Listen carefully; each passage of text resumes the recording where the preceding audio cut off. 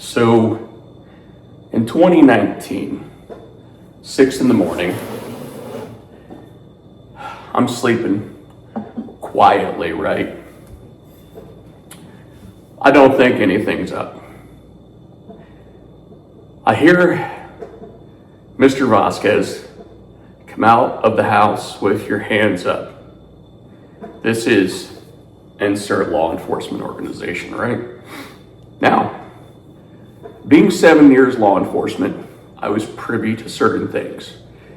So I said, well, instead of even putting my pants on, I'm going to come out in my boxers and t-shirt, which I was sleeping in.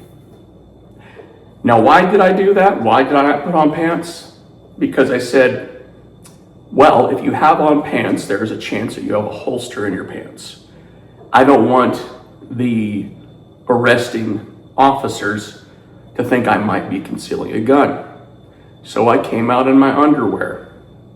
And later, whenever they brought me to the jail, they sent out a pair of jeans that I could put on, right? I knew that I didn't want to make any motions. I didn't want to have any indications that even though I was very experienced with firearms at the time, that I would be wielding a firearm, that I would want to go out and have suicide by cop, as they say, right? I knew this. Now, let's get into the subject. That's my little preface, as they say, right? So there's this incident in Minnesota where a woman, and for the life of me, no matter how many times I read her name, I cannot remember it, but I think her first name is Renee, so let's just say Renee. We have an incident where a woman who is, let's be real, interfering with a legal investigation. Let's not look at the morality of this investigation for the sake of argument, right? We might differ on that. I have different opinions on law enforcement as it comes to illegal immigrants than many people who may watch this video have. Let's agree to disagree or agree to agree. It's very nuanced. Full disclosure, I used to work at the Department of Homeland Security. Now, clearly, I no longer can because I've been arrested. But I didn't forget everything that I learned while being in law enforcement. And just because I was later on the wrong side of the law doesn't mean that I have an ACAB attitude. I don't think just because you had a negative interaction with law enforcement that you decide to just throw away everything you feel. I would equate this to the people who went and fought in war and now suddenly are like big time lefty anti-war people. Meanwhile, they were turning several Afghan and Iraqi people into canoes. You can have your guilt, but I think there's this weird like sense of I need to fit in with the new crowd, so now I'm going to feel extra guilty. I don't know. I'm not a war veteran. Had I gone to war, maybe I would feel differently. But back to the topic. We're going to look at it as it went down, right? And I'm going to debunk some things because I'm going to tell you, there are guys I either served with or know through other people I've served that I am so happy were never cops whenever I was working in law enforcement. Though I was not a street cop, let's be clear. Mine was just different. And I'm going to get into details because if I do that, then I'm going to have people saying like, oh, you're not a real cop. You aren't really law enforcement. You don't deserve to have a word. Because first of all, that doesn't matter. Second of all, I also went through the same training about de-escalation, verbal judo, as they call it, and trying to calm a scene before it gets out of hand. And admittedly, there were times where I amplified it higher than it needed to be. There were times where I threatened to arrest someone because I was in a bad mood that day. It happens. I don't feel great about it, but I also don't feel bad about it because it is in the past. And if I had the opportunity to apologize to some of those people that were near me when I had a bad day, I would tell them to go pound sand because it is what it is. They can hate me all they want. And that's kind of, the only entity beyond my family that I care what thinks about me, and my friends and church family, whatever, is God, and he's number one, okay? So if that makes you want to stop watching this video because you're a rabid atheist, you can pound sand also. So let's look at this incident in Minnesota. We have a woman and her wife who are deliberately trying to interfere with either an arrest or an investigation. Let's establish that, okay? You can argue that it's justified, you could argue that it's not justified, but this is a fact.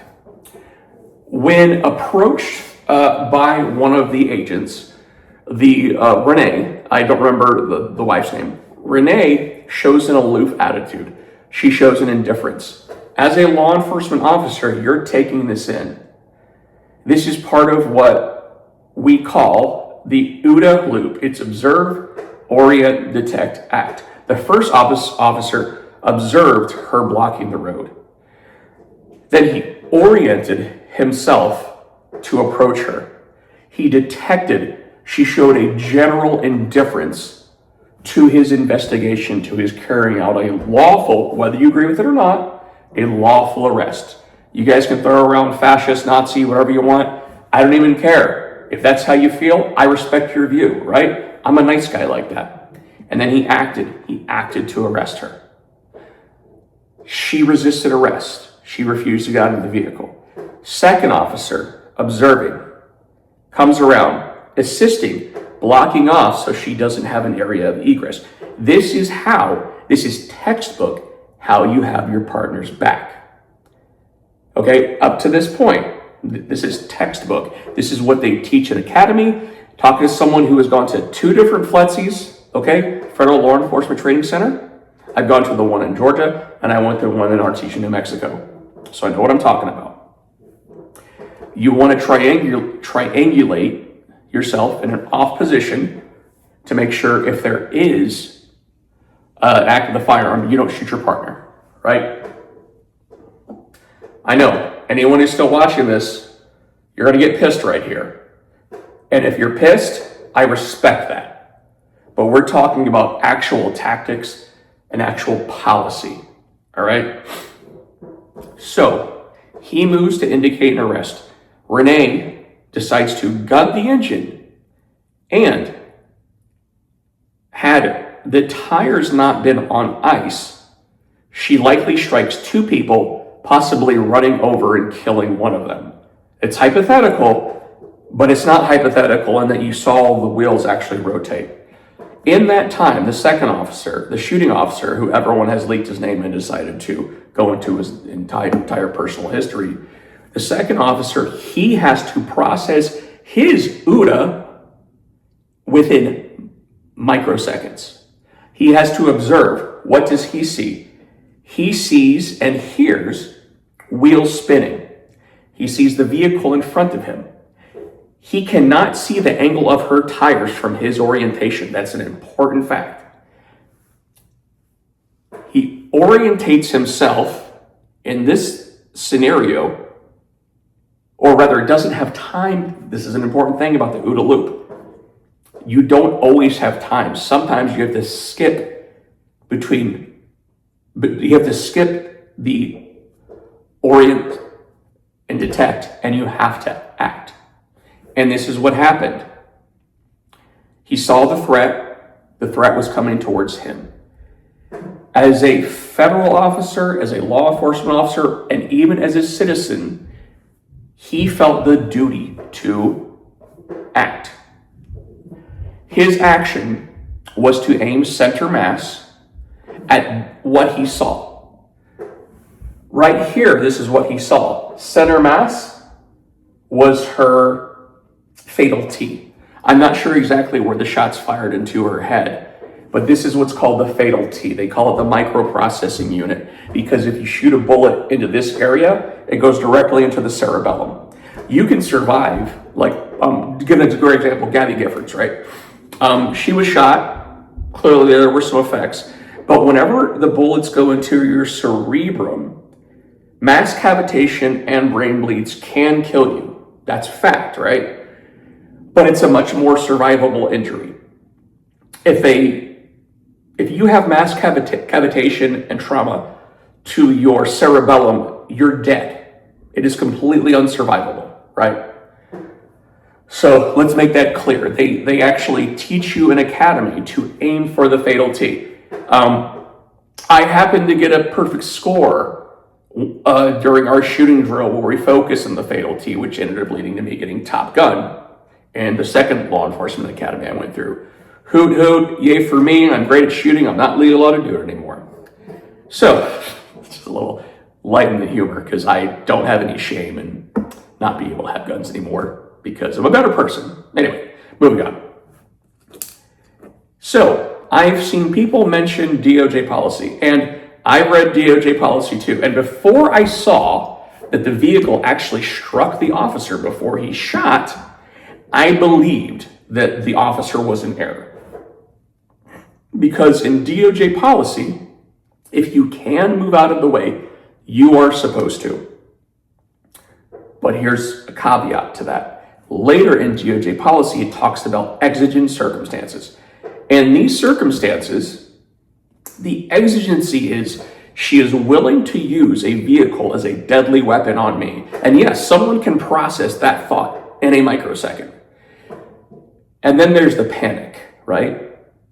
There's the panic of, well, if she's willing to run over me and I am a protected federal agent or federal officer, is she willing to go on and run over other people? When will she stop? Does she have a bomb in the car? That may sound absurd to you, but these are the things we learn in academy. And since these are also Department of Homeland Security agents, I know they've had the same training that I had, possibly even a higher echelon. Now, let's sort of break here. We do understand that some of these ICE agents / ICE officers, whatever you want to call them, do not have as much training as some of the others. My understanding is the the person, I might get in trouble for calling the gentleman, the person in question, from what I have read, is someone who is very well trained. Not to mention that he also is a military veteran, etc.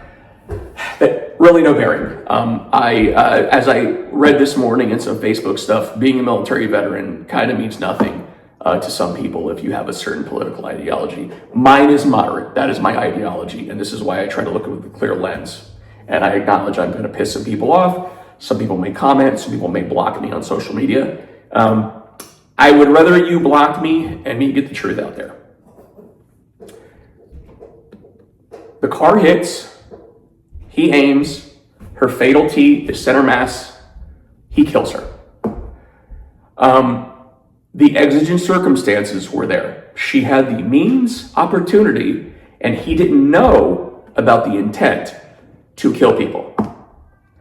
And now people I've read some comments to the effect of, oh, it was just ego. He wanted to arrest her because she was being obnoxious. So first you had her wife escalating things. Making veiled comments that could have been interpreted as threats. I would have been like, lady, let's just chill, let's just shut up. You know, like, I don't care. You can act tough. If it comes to throwing down, I'm a 250-pound man. I'll absolutely annihilate you. Shut your face, right? That's what I would have said back then. Now I would have just, been like, okay, lady. Because I was more of a jerk. Sometimes when you're a cop, you kind of got to be a jerk just to put people into place, right? That's not by the book, but that's just comes with the territory, right?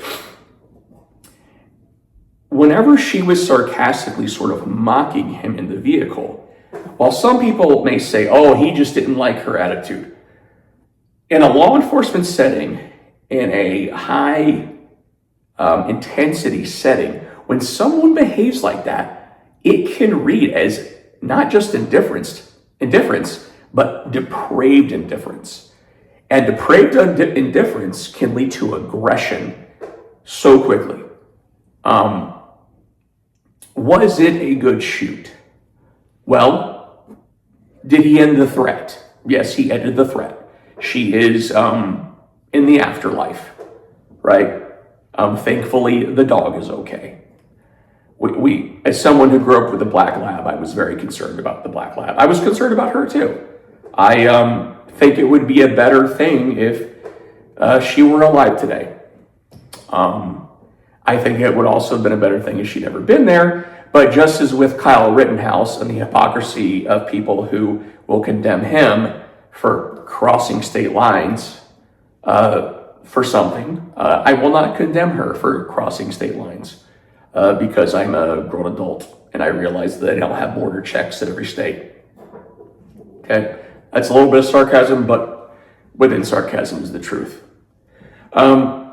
Do I feel that there is an issue with law enforcement officers, especially not being able to take attitude or aggression from women? I do. I had mentioned this on one of my social medias. When you have a Tatiana Jefferson getting shot in her home, when you have Renee getting told to step out of the car by a cop because she's given attitude, when I see Ashley Babbitt get murdered by Michael Byrd, there are people who will try to say, oh, well, Ashley Babbitt was different. She was blah, blah, blah. Let me tell you,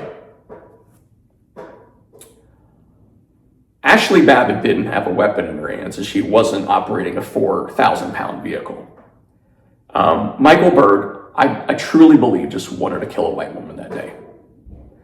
And anyone who has ever served in DC law enforcement can tell you they don't have many good comments to make about Capitol Police. And I'm not going to get into the whole January 6th thing because that's a different video for a different day. But let's just say I am privy to some knowledge about what really went down that day. Separate issue, right?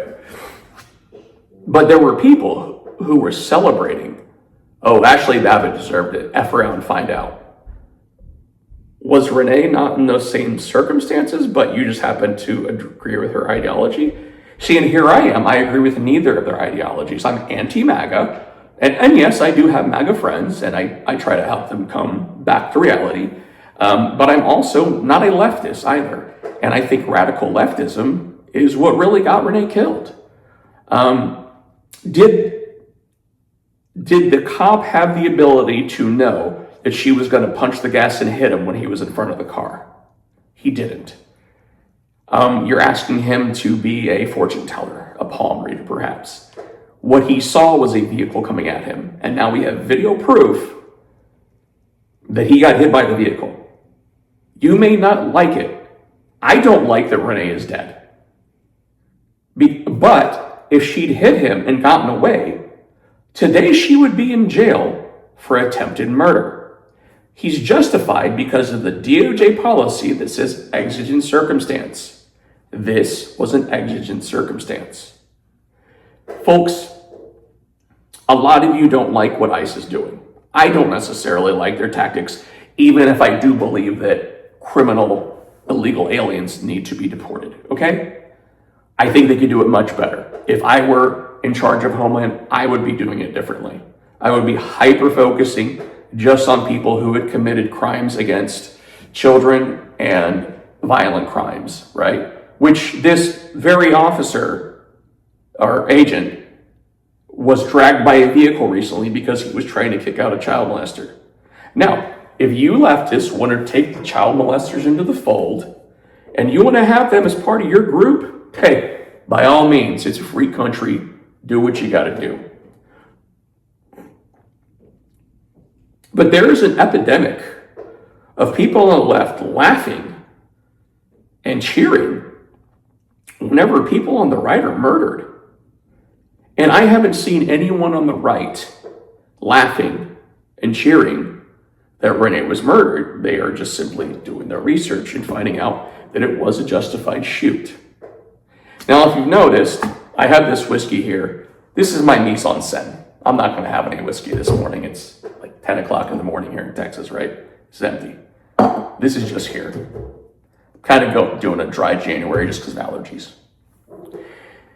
Block me, hate me, comment what you want. But just from a law enforcement standpoint, for my training, my experience, someone who has cuffed people all of like less than my hand in my life, and they were always compliant, someone who has been arrested by federal agents.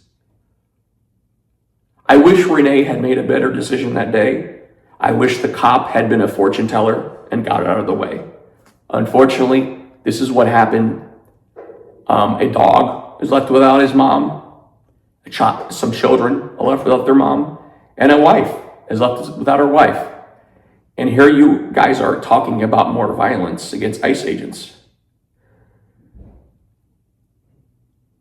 I have read so many comments by people who were in the military with me, acting as if they know exactly how they would have handled this situation. And to reiterate what I said at the beginning, I am happy none of those guys had my back when I was a cop. And I don't curse, so screw you if that's your attitude and you actually fought in combat and you think it's okay to just throw someone under the bus when they're in a violent situation and you've never done their job. Glad you never had my back. And that's that.